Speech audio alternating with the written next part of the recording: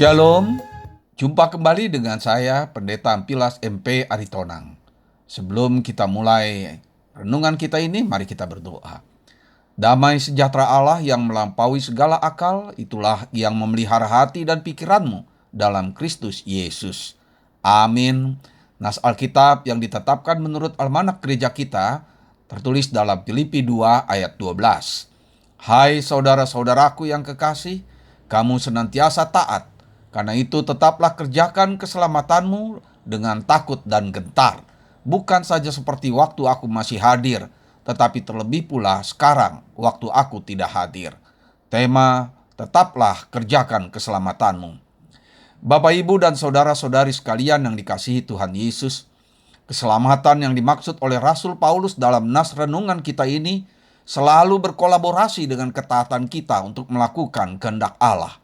Ya, Rasul Paulus memberikan contoh ketaatan yang dimaksud dalam Filipi 2 ayat 5-11 tentang pikiran dan perasaan Kristus Yesus yang tidak menganggap kesetaraannya dengan Allah itu sebagai milik yang harus dipertahankan. Sebaliknya, justru dia rela mengosongkan dirinya sendiri dan menjadi sama dengan manusia. Dan dalam keadaan sebagai manusia, ia telah merendahkan dirinya dan taat sampai mati, bahkan sampai mati di kayu salib. Demikianlah Paulus mengakui dan memuji jemaat di Filipi yang senantiasa taat dan rela berkorban untuk mendukung pelayanan pemberitaan Injil. Mereka telah menunjukkan ketaatan mereka itu selama Paulus hadir di tengah-tengah mereka. Sayangnya, ketaatan mereka terancam hilang justru ketika Paulus tidak hadir di tengah-tengah mereka.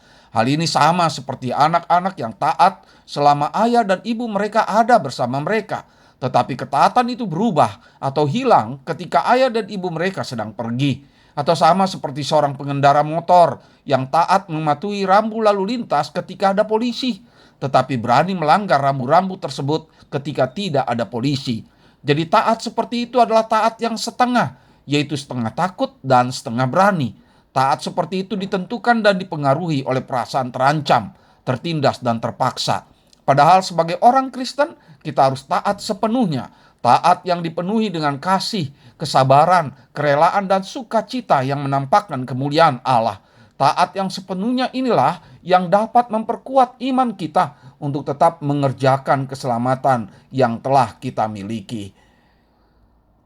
Benar, kita harus imani dan amini bahwa keselamatan itu adalah anugerah Allah yang kita peroleh berdasarkan kasih dan pengorbanan Yesus Kristus. Bukan karena kekuatan dan hasil usaha kita sendiri. Namun keselamatan itu harus tetap kita kerjakan, tetap hidup dan semakin menyala di dalam diri kita. Kalau tidak, maka keselamatan itu bisa saja lumpuh, mati dan hilang. Dalam hal ini Paulus memberi contoh tentang status bangsa Israel sebagai umat pilihan Allah.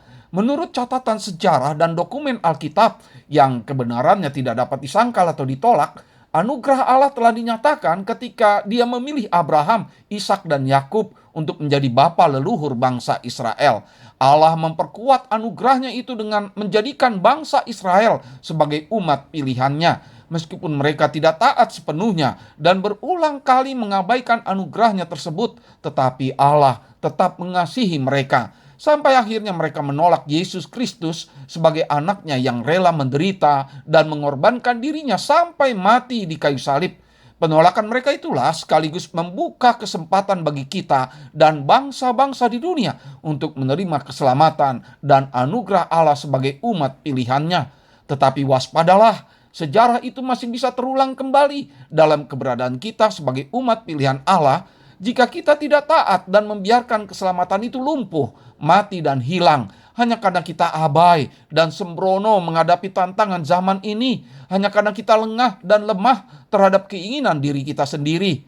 Keselamatan itu bisa lumpuh dan tidak berdaya sama sekali hanya karena kita malas bekerja, malas bergerak dan malas berproduksi. Keselamatan itu bisa mati hanya karena kurang makan, kurang gizi dan kurang perhatian. Keselamatan itu bisa hilang hanya karena kurang hati-hati, lengah, dan sembrono. Akhirnya Bapak, Ibu, dan saudara-saudari sekalian, begitu tegakah kita membiarkan keselamatan itu menjadi sia-sia hanya karena nafsu duniawi dan kesenangan yang bersifat sementara? Padahal Allah telah menganugerahkan keselamatan itu kepada kita dalam penderitaan dan kematian Yesus Kristus. Karena itu tetaplah kerjakan keselamatanmu dengan takut dan gentar, mulai dari hari ini, hari esok dan sampai selamanya. Amin. Kita berdoa. Ya Allah, Bapa kami yang di sorga, sungguh tidak ternilai kasih dan anugerah-Mu dalam keselamatan yang kami terima melalui penderitaan dan pengorbanan anak-Mu, Yesus Kristus.